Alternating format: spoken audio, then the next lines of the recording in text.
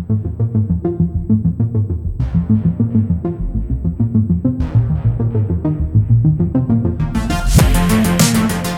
welcome to What America's Thinking, where we discuss key elections, demographic trends, and public opinion. I'm Julia Manchester. And I'm Rafael Bernal. This year's midterm saw a rise in ticket splitting, with voters choosing Senate candidates from one political party and down-ballot candidates from another. And that's the focus of today's top lines. Vermont, New Hampshire, Kansas, and Ohio had their highest share of split tickets. This is according to research by Daniel Moskowitz, an assistant professor at the University of Chicago who studies split ticket voting. In Kansas, Republican Senator Jerry Moran won his re-election bid along with Democratic Governor Laura Kelly. In New Hampshire, Democratic Senator Maggie Hassan won a second term along with Republican Governor Chris Sununu. And in Vermont, Democratic Congressman Peter Welch won the Senate seat, while Republican Governor Phil Scott won a third term. Julia, what do you make of all of this? You know, I think it's interesting when you compare a Republican to a Democrat in terms of, whether Republican running for governor or senator or vice versa. In Pennsylvania, for example, even though you saw the two Democrats win, you had the Democratic governor-elect Josh Shapiro really running ahead of John Fetterman in some cases and, sweeping that race. And, I think a lot of it has to do sometimes with candidate quality. So, for example, in New Hampshire, you had, like in Pennsylvania, you had a governor's race. I think Chris Sununu, for example, is probably a better candidate than Doug Mastriano in Pennsylvania. And I guess there's sort of the inverse there, whereas you had Don Bolduc, the Republican running against Senator Maggie Hassan. He probably wasn't the best candidate. So there is all that, there's all that ticket splitting in these states that saw a lot of it up in the Midwest and in New England. But I'm also interested in ticket splitting in states where it made a huge difference. I think, to me, Nevada stands out, where Governor Sisolak was voted out in favor of I guess he's kind of Trumpist now, but he was never the incoming governor of Nevada was never very comfortable being a big Trump guy, and meanwhile, Catherine Cortez Masto kept her seat. I think it's interesting because it shows that voters really put thought into this election. Right? Yeah, I'm curious because, with Catherine Cortez Masto, she worked very hard to tie Adam Laxalt to Donald Trump. And the key point of her closing argument was protecting democracy and that kind of a thing. I don't know if that would have worked the same way for Governor Sisolak versus Governor-elect Lombardo. Kind of, even though they're similar issues, they're two different races. So I'm curious to see how that ultimately impacted it. To that point, Laxalt was a Trumpist before Trump really jumped in the political arena. When he was Attorney General before Cortez Masto, he was completely against DACA in the Obama administration. And we know DACA is very popular with a lot of voters. And you saw split ticket voting. I think Lombardo probably got a lot of the Hispanic vote because he wasn't so anti-DACA. That's not really his calling card. Where else do you think is split ticket voting? What do you think of split ticket voting in Arizona, for example? Yeah, in Arizona, that's fascinating too. Look, I think Kari Lake compared to a Blake Masters, I think they were very similar. Sort of, more so Kari Lake, but lots of election denying themes throughout their campaigns and such. But I think ultimately both races were very, very narrow. And ultimately it seems that the Democrats have, they did prevail. Kari Lake hasn't conceded, but you have Mark Kelly and Katie Hobbs winning those races. So I'm curious, and of course in the Attorney General race in Arizona too, Mark Fincham losing that race as well, the Secretary of State. So yes, so you have, I think maybe not as much ticket splitting in Arizona from what I have seen. It seems like it was pretty narrow, pretty down the line. But once we get to delve more into these results, what's made available, I'm curious to see what that looks like. Senator Kelly did outrun all his all his Democratic colleagues. It seems, especially, it's good that you mentioned the secretaries of state.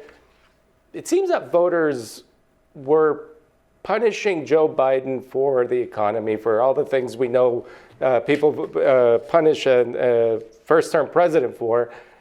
But they were punishing former President Trump, who didn't get out of the arena, for other things, namely, I'd say January 6th and election denial, right? Yeah, and it's fascinating because former President Trump wasn't on the ballot, but so many of these candidates, like Blake Masters, like Adam Laxalt, like Kari Lake, like Doug Mastriano, all tied themselves to him. So in a way he was, and when it came down to the wire, voters were left with this choice as to, okay, are we going to vote, on inflation, on the economy, on this message and these sort of ideas to fix those issues that Republicans have been campaigning on, or more mainstream Republicans, I should say, or do we go with the Democratic candidate who's talking about protecting democracy, who's talking about, preventing something like a January 6th from ever happening. And I think the issue for someone like a Kari Lake is that she wasn't, unlike mainstream Republicans, talking about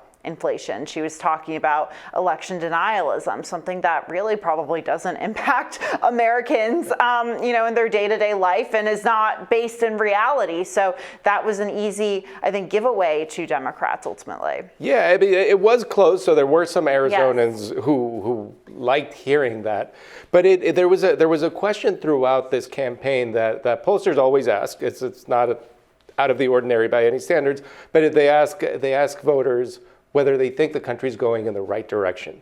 And I know a lot of political analysts, but most people don't believe that, just spoiler alert. Yeah. But a lot of analysts took that to believe that was bad news for Democrats because they were in charge of a unified government.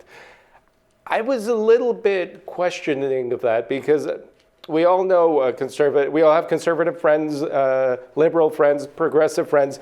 Progressives are very likely, in my experience, to say they don't think the country's going in the right direction, but they don't think it's because of President Biden or a Democratic Congress. They think it's because of the aftermath of basically the Trump presidency. Mm-hmm. So it seems to me that this election was different, and it encouraged people to think and split their tickets. And I mean, we're going to get into the other state where this was a huge deal, Georgia, in a second. But yeah, I mean, what do you think of this new American voter participating, really sending a message to elected officials?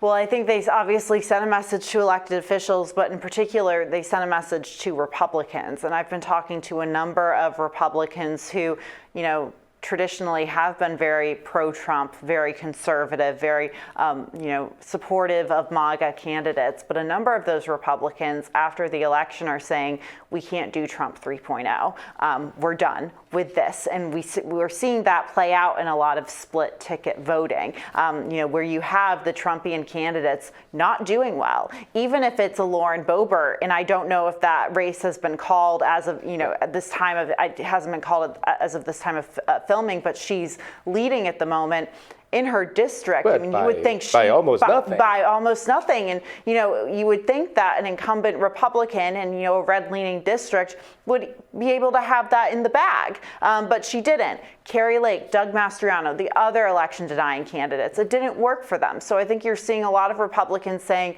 okay, we need something else. We need something for the future. And a lot of us are scratching our heads. Well, we know why Donald Trump is running for president again. He has been telegraphing this for some time. But a lot of Republicans are looking at that and saying, why? This message didn't work before. And I'm curious to see if he changes his messaging going forward. Is he going to zero in on inflation and the economy, or is he going to continue talking about an election that happened 2 years ago? So, I mean, Trumpism has lost essentially every election after 2016. The 2016 election was a major triumph for Republicans, but 18 was pretty bad. 20, well, clearly was pretty bad for him specifically. And, 22, despite winning the House, it was not the result they wanted. You think Trumpism is dead? Because he has a tendency to come back from the pre-announced grave. It's a very good question. I think the difference is here is that we're seeing so many of his endorsed candidates lose, and so we're living in a post-January 6th world, and that, unlike in past elections, is really playing a big role in a lot of campaign messaging, and it played a big role in favor of Democrats. So I think that's what's different here, but I think that's a very fair point. And in terms of everyone really starting to rally around Ron DeSantis and Ron DeSantis getting that attention, the Florida governor, there have been a lot of past presidential candidates, Scott Walker, for example, in 2015, who were seen, Jeb Bush, the future of the Republican Party, who were seen to be, they're the shoe-in for the Republican nomination for president, and it didn't happen. So there's this pattern, not only of Trump sort of coming back from the grave, but also these Republican, and it's happened in the Democratic Party too, but these candidates who are talked about so far out ahead of the primaries, and they end up getting into the national stage, and they end up sinking. Yeah, you don't want to peak too early. I think that the one last thing we do have to mention is the power of incumbency here.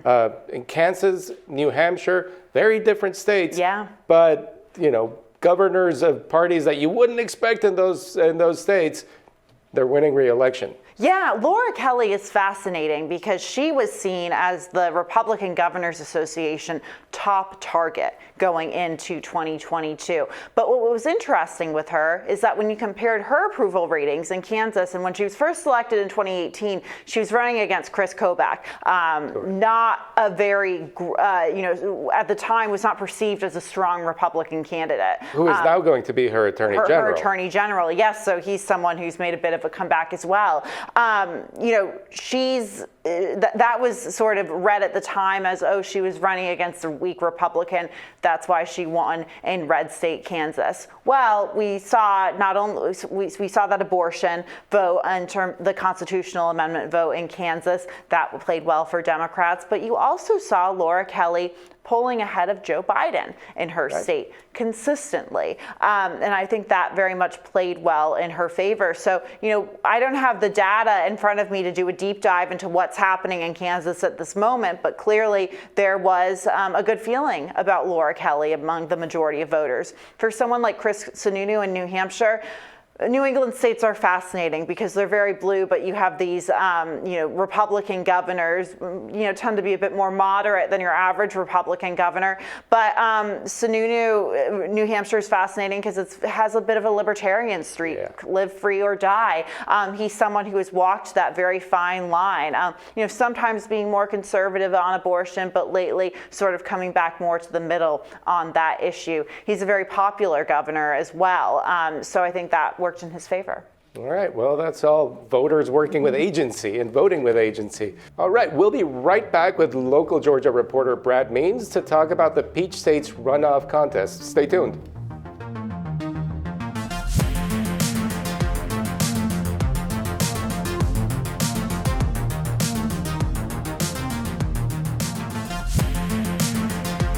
Welcome back to What America's Thinking. We're talking about ticket splitting today, so let's take a deep dive into Georgia.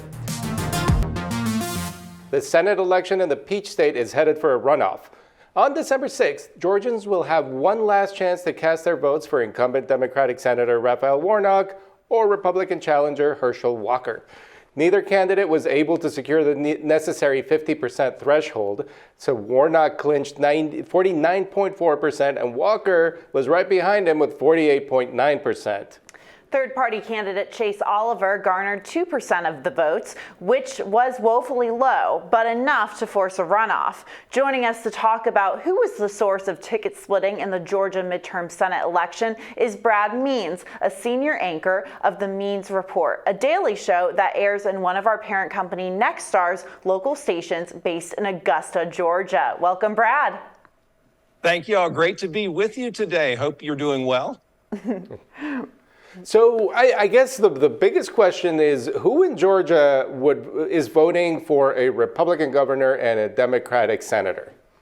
That's a fascinating outcome from the midterms thus far, isn't it? I think that what we saw last Tuesday, November 8th, was a group of voters who said, look, Brian Kemp is doing a good job as governor. Brian Kemp stood up to President Trump when President Trump allegedly tried to get involved with the results of the 2020 presidential race. And so I, whether I'm Republican or Democrat, will cast my vote for Brian Kemp. And then you get down to the Senate race and you think, will I still vote for a Republican? Well, let's see. Walker is a Trump Republican. Herschel Walker is. He didn't stand up to Trump like my governor did. Therefore, I will either not vote for him, even though I just voted for the Republican governor, or I'll skip the Senate race altogether. And tens of thousands of voters in Georgia did just skip that section and move on. And so that's why you don't see that Republican straight down the ticket.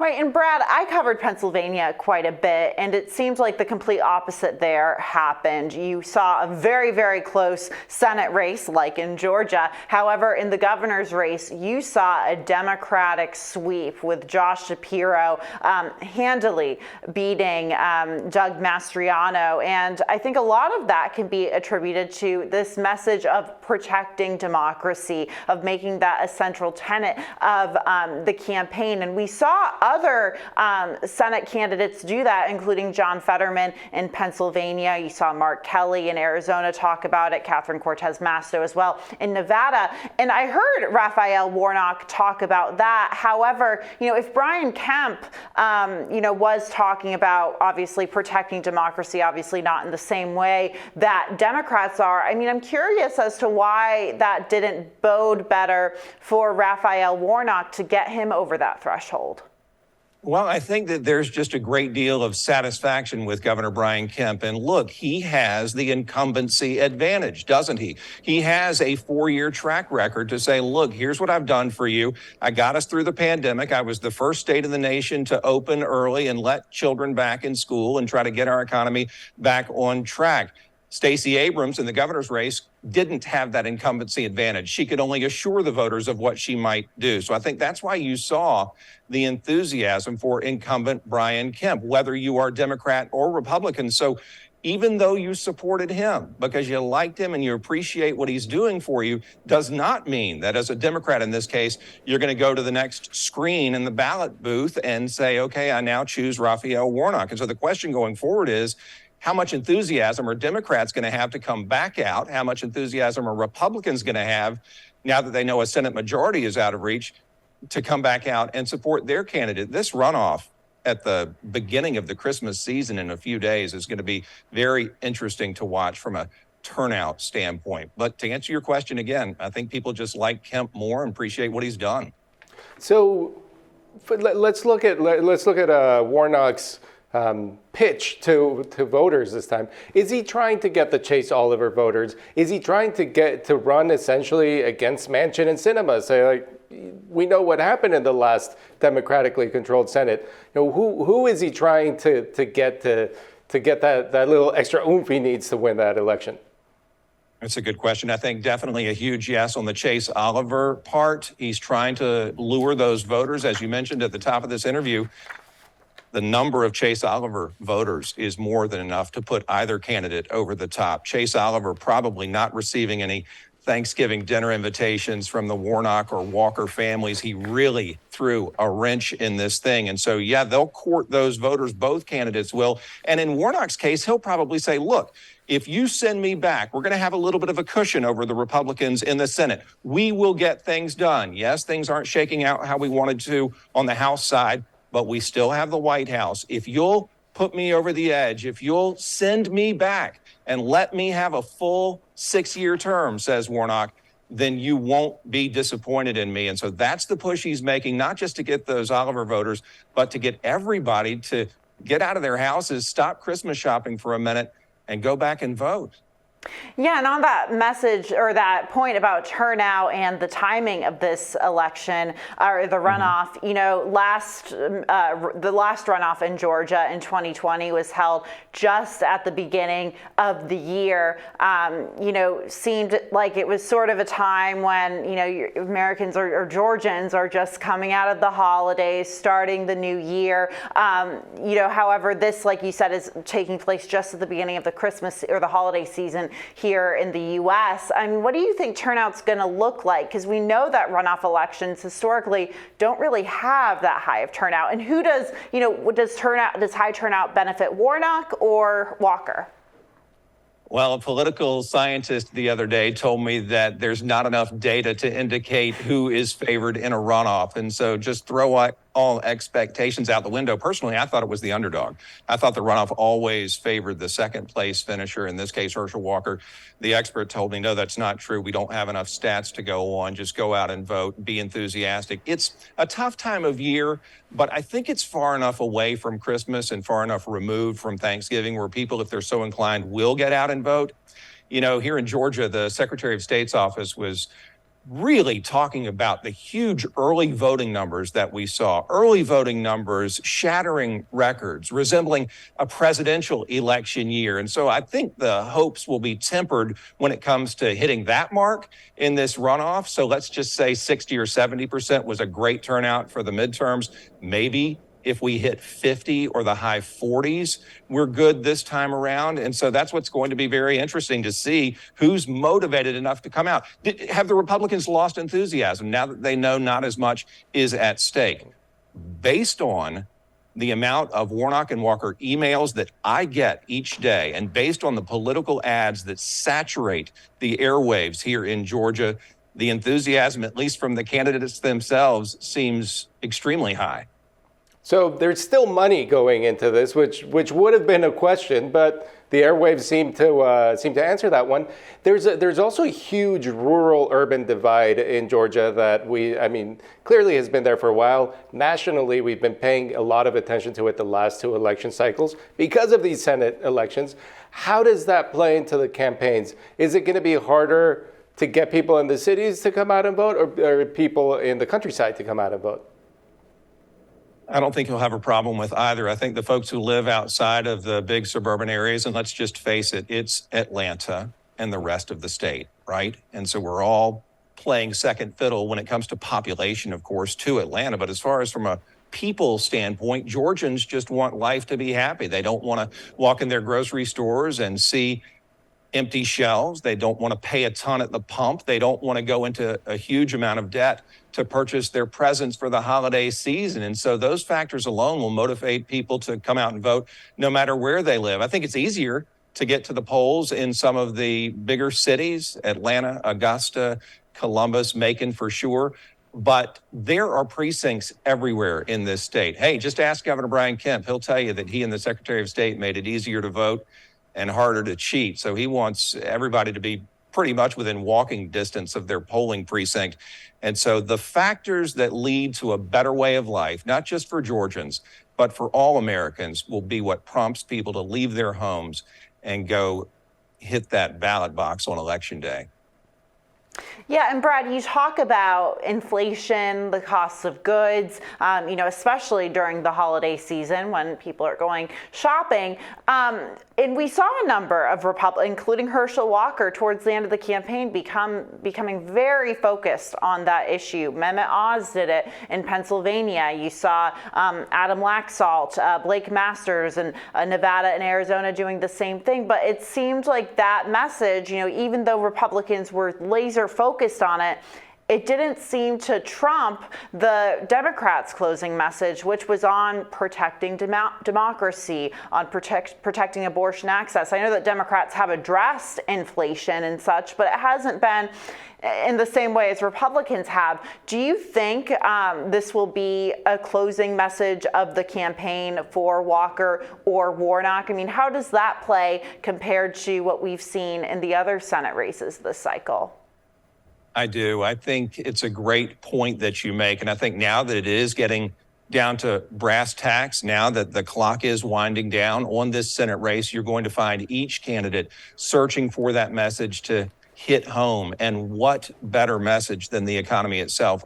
No matter how many polls you look at, no matter how many surveys you see, the economy and inflation top the list of voters' concerns. And so I think in these closing days, and we've already seen it from both sides, both candidates are on buses right now, okay? You talk about the rural areas and the outskirts of Georgia. The candidates are in their buses on these tours, stopping in every town they come to preach what they're going to do to help Georgians live better lives. And the economy is a huge part of that. If you tell me that my store shelf will be full or that my gas will be cheaper, you're probably going to get my vote. And so it's just going to be a matter of who's going to be able to do it faster and better.